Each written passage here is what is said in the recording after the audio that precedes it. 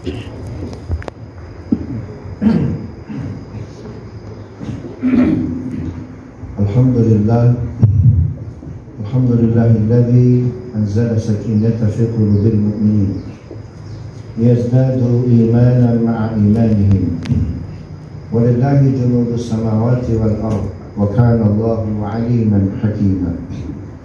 Asyhadu an la ilaha illallah wa asyhadu anna Muhammadar Rasulullah. Allahumma salli ala sayyidina Muhammad wa ala ali sayyidina Muhammad. Qala Allah ta'ala fil Qur'anil Karim, a'udzu billahi minasy syaithanir rajim. Bismillahir rahim. Inna a'tainakal kautsar fashalli li rabbika wanhar inna syani'aka huwal abtar. Ittaqullah haqqa tuqatih wa la tamutunna illa wa antum muslimun. Amma ba'd. Sidang Jumat yang dimuliakan Allah, hari ini adalah hari pertama bulan Zulhijjah berdasarkan sidang isbat yang diselenggarakan oleh pemerintah melalui Kementerian Agama Republik Indonesia.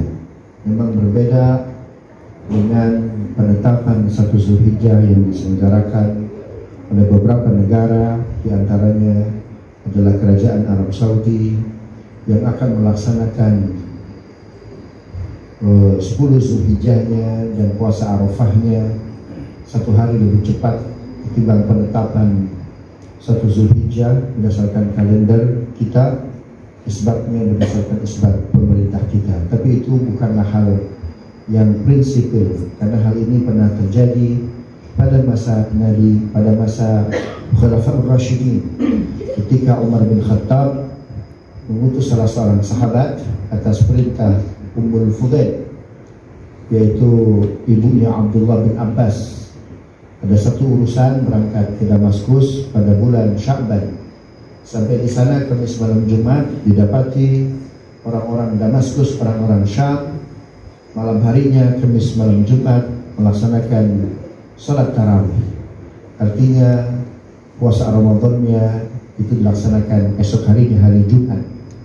Selesai urusan, sahabat tadi kembali ke Madinah dan ditanya oleh Abdullah bin Abbas, Paman dan orang-orang Syam itu berpuasa Ramadan tahun ini hari apa?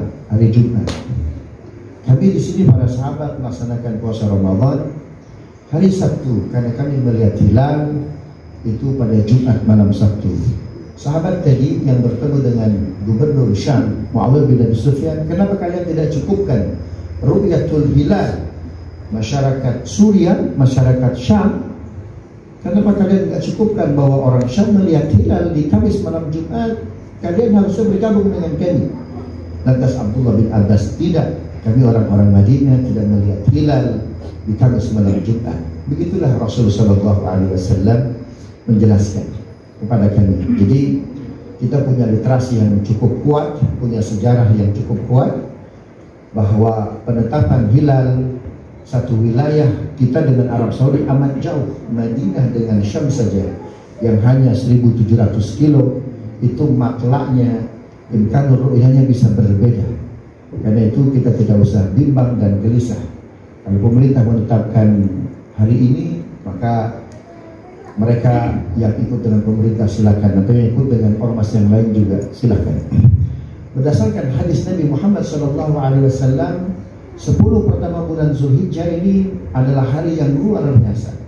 Al-Quran bahkan menyebut ini punya keutamaan dalam ayat yang kedua, wal fajr, dari surat Al-Fajr, walayalin ashr, demi waktu subuh dan demi 10 hari. Kata Ibnu Katsir, ini yang paling kuat adalah 10 hari pertama bulan Zulhijjah. Walaupun sebagian sahabat mengatakan lah, bisa juga 10 hari terakhir bulan Ramadan. Artinya bisa keduanya 10 hari terakhir Ramadan, 10 hari pertama bulan Zulhijjah itu punya klausa yang sama dalam Al-Quran. Klausa apa itu? Selain walayalin ashr, 10 hari terakhir, juga ada klausa dalam Al-Quran itu dimiliki oleh Ramadan, juga dimiliki oleh Zulqa'dah. Apa itu? Ayyamul ma'dudat. Al-Baqarah 184 Ya ayyuhalladzina amanu kutiba 'alaikumusiyam kama kutiba 'alal ladzina min qablikum la'allakum tattaqun. Lihat setelahnya, ayyamun ma'dudat. Puasa Ramadan itu nggak lama, hanya beberapa hari saja. Bulan Zulhijjah juga punya ayyamun ma'dudat. Al-Baqarah 203. Wadhkurullaha fi ayyamin ma'dudat. Dan ingatlah kalian kepada Allah di hari-hari yang berbilang, di hari-hari tertentu saja. Ketika ayyamun ma'dudat ada pada Ramadan, ada pada Zulhijjah, berarti hari-hari ini amat luar biasa. Itu sebabnya Nabi SAW dalam Sahih Bukhari 969 nomor hadisnya, kata Nabi, "Ma min ayyamin al-amalu salihu fi ahabbu ila Allah min hadhihi al-'ushr." Tidak ada amal soleh di hari-hari pertama bulan Zulhijjah ini lebih Allah cintai ketimbang amal soleh yang dikerjakan di 10 hari pertama bulan Zulhijjah. Ketika kita beramal soleh, amal soleh jumlahnya amat banyak. Sunnah Nabi saja yang dikolek oleh seorang ulama besar, pengarang kitab Al-Tafsir wal Mufassirun, Muhammad Husain Al-Zahadi, itu menghitung sunnah Nabi ada 8.888 sunnah toh. Apalagi amal soleh, maka lebih banyak. Amal soleh apapun yang dikerjakan di 10 hari pertama bulan Zulhijjah ini lebih Allah cintai ketimbang amal soleh di waktu-waktu yang lain. Sedekah kita, sholat berjamaah kita, bahkan sholat Jumat kita, i'tikaf kita, tilawah kita, qiyam kita, nilainya luar biasa. Bahkan sampai para sahabat terheran-heran, walau jihadu fi sabilillah ya Rasulullah. Bahkan di-compare dengan jihad sekalipun lebih besar amal soleh di 10 hari pertama bulan Zulhijjah, kata Nabi, walau jihadu fi sabilillah. Bahkan jihad sekalipun nggak ada apa-apanya. Allahu Akbar. Kenapa? Karena konstruksi dalilnya dari Al-Quran ada 2, walayalin asyad dengan ayyamun ma'dudat. Hanya ada di Ramadan, hanya ada di bulan Zulhijjah. Walaupun Nabi sebetulnya menyebutkan amal soleh yang muakkadah, aktsar mahbubatan, yang lebih Allah cintai selain amal-amal soleh yang lain, tapi yang disebutkan eksplisit oleh Nabi dalam kutubus sittah memang ada 4. Pertama al-hajj, haji. Ini amal soleh yang paling Allah cintai. Tentu sebagian kita tidak bisa melaksanakan karena keterbatasan kuota, karena keterbatasan dana dan lain sebagainya.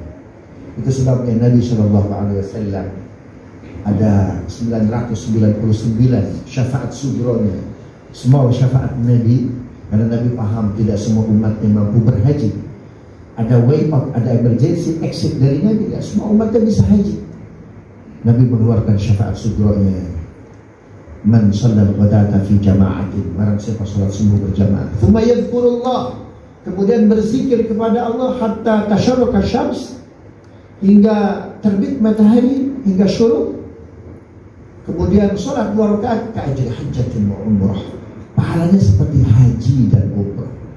Artinya salat subuh kita berjamaah, apalagi di bulan Zulhijjah ini amat besar.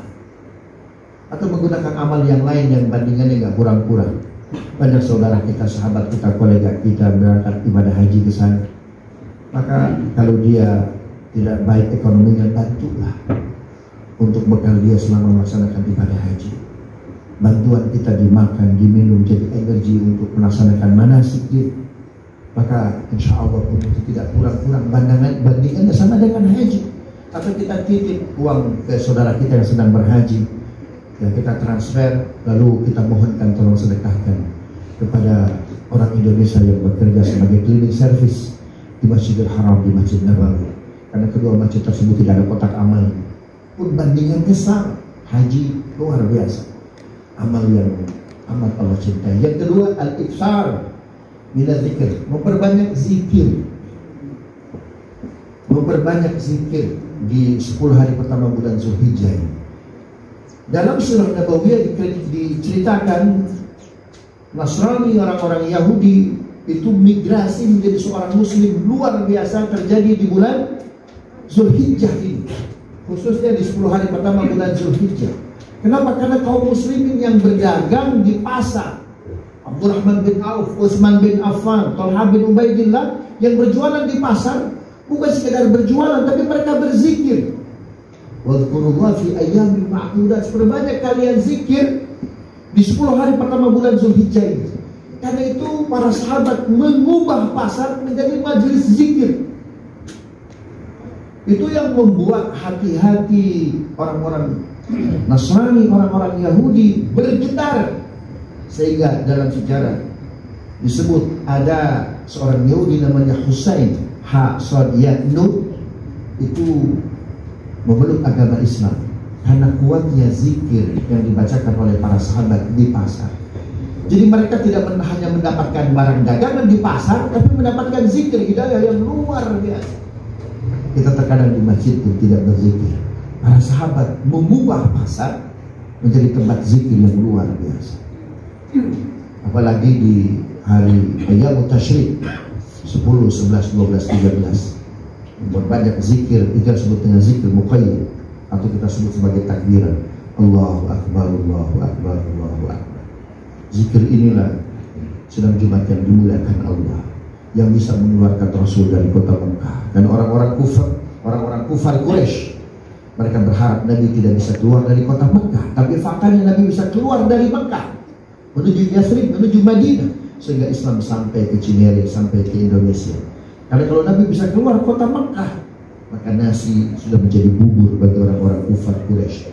Semua kekuatan matra langit, matra darat, matra laut digunakan oleh kufar Quraisy agar Muhammad tidak keluar dari Mekah.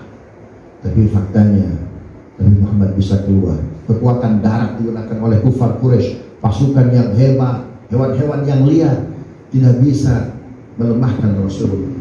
Bahkan tukang sihir, bahkan burung-burung digunakan untuk mencari di mana posisi Nabi Muhammad, tidak terlihat. Akhirnya Nabi bisa keluar dari Gua Thur dengan selamat.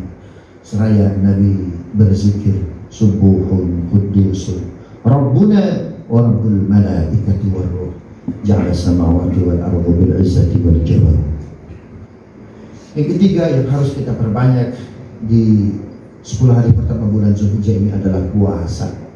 Ibnu Hazm, beliau menceritakan, aku pernah mendengar hadis dari Abdullah bin Abbas, karena Rasulullah sallallahu alaihi wasallam yasumu tis'an min Dzulhijjah. Hasan derajatnya, Nabi sallallahu alaihi wasallam selalu berpuasa 9 hari di bulan Zulhijjah. Imam Hanafi diceritakan oleh muridnya Imam Abu Yusuf tidak pernah meninggalkan puasa 9 hari di bulan Zulhijjah. Kalau kita tidak mampu, maka puasalah di tanggal 8 hari Tarwiyah dan di tanggal 9 Yom Arafah. Kalau tidak bisa 8, 9, paling tidak jika ada hari Seninnya, jika ada hari Kemisnya, tambahkan hari Senin, hari Kamis di 10 hari pertama bulan Zulhijjah ini. Kemudian tanggal 8 Tarwiyah, tanggal 9 Arafah. Kalau nggak mampu Senin, Kamis, dan tanggal 8 Tarwiyah, tanggal 9-nya Arafah. Kata Nabi, Somu Yomi Arafah yukaffiru sanatan. Puasa hari Arafah mengifarati 2 tahun, 1 tahun ke belakang dan 1 tahun yang akan datang. Luar biasa puasa Arafah ini. Maka jangan sampai kita luput. Kalau kita sudah tidak berhaji, sudah tidak punya kemampuan untuk itu, maka ini emergency exit yang tidak kurang-kurang pahalanya dari Allah Subhanahu wa Ta'ala. Dan yang terakhir, amal keempat yang disebutkan eksplisit dalam Sahih Bukhari oleh Nabi dari 10 amal, dari 10 hari yang paling Allah cintai untuk beramal saleh adalah al-udhiyah, berkurban. Maka persembahkan kurban yang terbaik. Kalau Imam Hanafi menyatakan berkurban adalah wajib, 1 orang 1 ekor setiap tahun.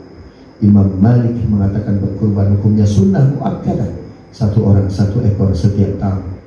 Imam Syafi'i mengatakan berkurban hukumnya ada 4 fatwa, 1 sunnah muakkadah, 1 orang 1 ekor setiap tahun. Kalau tidak mampu 1 ekor 1 keluarga setiap tahun. Kalau tidak mampu, fatwa ketiga, 1 ekor 1 keluarga seumur hidup. Kalau tidak mampu, kata Al-Muzani, guru, bagaimana kalau 1 ekor 1 keluarga seumur hidup tidak mampu? Apa kata Imam Syafi'i? Bantu yang berkurban untuk dipotong hewannya. Kalau tidak mampu, bantu untuk menyincangnya, untuk menyesetinya, motong-motongnya. Kalau tidak mampu, bantu untuk membagikannya. Bahkan kalau tidak mampu, bantu untuk memakannya. Maka pahalanya sama seperti berkurban. Imam Ahmad bin Hanbal berkurban menyatakan hukumnya sunnah muakkadah, 1 orang 1 ekor setiap tahun. Mudah-mudahan kita bisa memberikan kurban yang terbaik di hari yang amat baik ini. Aku qouli hadza wa astaghfirullah li wa lakum wa lisairil muslimin innahu ghafurur rahim.